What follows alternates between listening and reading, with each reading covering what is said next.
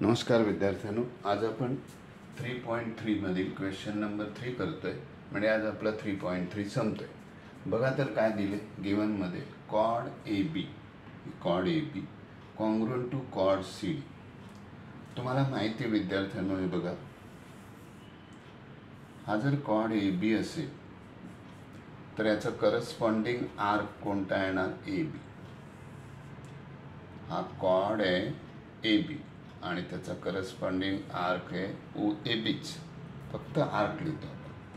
आणि जेव्हा cod congruent असतात तेव्हा आर्क पण कॉन्ग्रुएंट असतात, एवढं लक्षात ठेवा. तो थेरम आहे आपला. तर ठीक आहे, थेरम काय आहे की बाबा करस्पॉन्डिंग आर्क्स आर कॉन्ग्रुएंट कॉड. जर हा कॉड कॉन्ग्रुएंट आहे तर त्याचा आर्क आणि ह्याचा पण आर्क हे दोघे कॉन्ग्रुएंट असतात. हा त्याचा अर्थ होतो. चलो ठीक आहे, हे प्रूव्ह द्या. पहिलं गिवनचं सेंटेन्स लिहूया, इथे लिहूया प्रूफ. काय लिहिलंय बघा, कॉड ए B congruent cod C D. Reason येणार गिवन.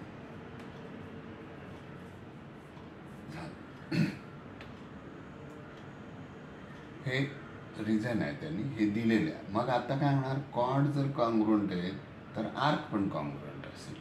मग ए बीचा आर्क काय येणार? ए पासून निघायचं, बी पर्यंत जायचं, ए बीचं येणार. मग इथे आपण असं लिहूया, therefore arc A B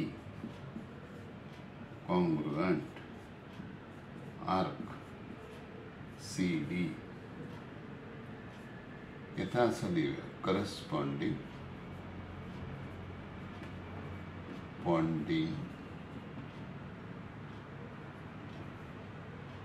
arcs of congruent कॉड. आता बघा, हा ए बी आर्क आहे. हा ए बी आर्क बघा, इथनं येईल तो असा आहे. म्हणजे हा या दोन आर्कनी बनलेला आहे, आर्क ए C plus arc C B. याच्या खाली आपण लिहिणार arc A C plus arc C B is equal to arc. आता इकडे हा बघूया, हा सी डीचा आर्क म्हणजे इथे येणार c b plus b d. C b plus arc b D.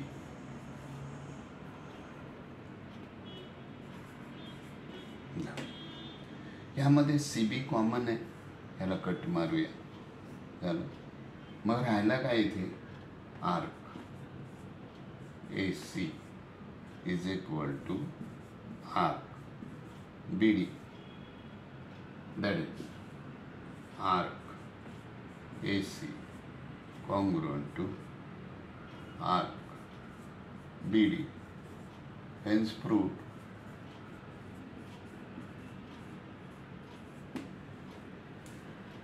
ह्याला रिझन देऊया आपण.